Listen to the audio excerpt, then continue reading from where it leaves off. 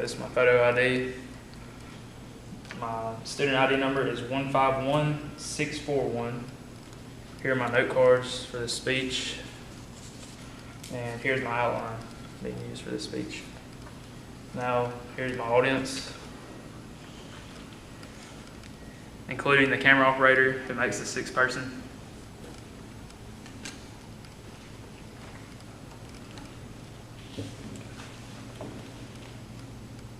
That's my visual aid.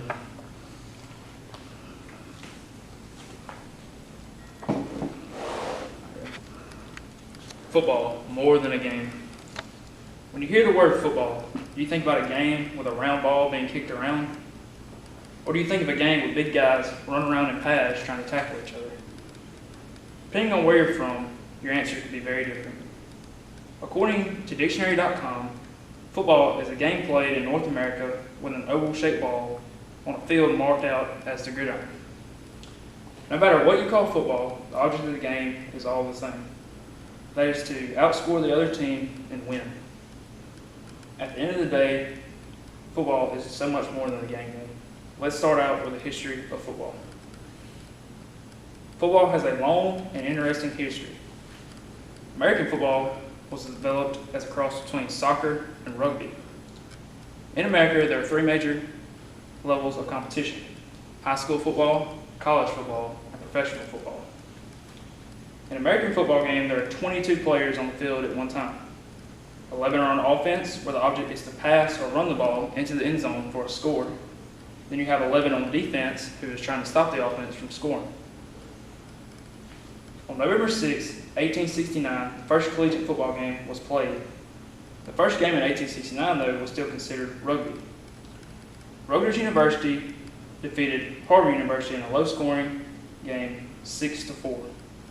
The scoring in rugby and American football are very similar, but also very different. American football games are usually much higher scoring than rugby games. Now that you know a little bit about the history of the game, let me tell you about the modern day game of football. In football, you can use your hands and whole body to hit the ball and carry it, while in soccer, you can only use your feet. An American football field is 120 yards long and 53.5 yards wide. A rugby field is 130 yards long and 74 yards wide. A soccer field is 120 yards long and 80 yards wide. The game has changed, but the will to win hasn't. Football is played all around the world today with many different rules and traditions. As you can see on this chart, out of 1,093,234 high school football players today, only 6.5% will play in college. And out of that 1,093,234, only 1.6 will be drafted into the pros. There are currently 129 college football teams and 32 professional teams in America. High school and college players cannot be paid to play, but professional athletes, on the other hand, can be paid millions to play for a certain team. Since the game has first started, not only have the rules changed, but the uniforms have changed also. During the first game, not many pads were worn to protect the body, where today, shoulder pads, knee pads, thigh pads, and a helmet are worn. The players have gotten bigger, faster, and stronger over the years, which calls for more protection for the body.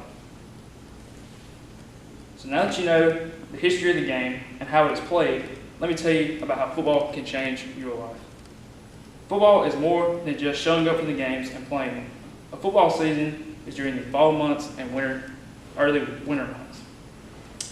A high school season has 10 games and 3 to 5 playoff rounds to determine a state champion. Also, college has 10 regular season games and 2 playoff games to determine a national champion. Pro teams have 16 regular season games and playoffs that are based off regular season records. The final game is the Super Bowl, where the winner is named world champs. The season may only last a couple of months, but the preparation for the season is year-round. Spring training in May lets the new players get a taste of what the next season will be like. Then you have those hot summer months of June and July where you work out and run to get bigger, faster, and stronger for the upcoming season. As you can imagine, you're with your teammates and coaches a lot during this time. You grow closer and become more like a family than a team. Your teammates are like your brothers. Coaches teach you the plays and ways of life. Whether it is in the locker room or at halftime of a big game, you make memories with your teammates that you will never forget. Clemson head football coach Dabo Swinney said once when asked, "Why is football important?" "I've seen guys stand up for each other at their weddings. I've seen guys be pallbearers at their funerals. I've seen teammates be there for a friend when their wife leaves them. The game of football creates a brotherhood, work ethic, a skill set that is rare in today's world."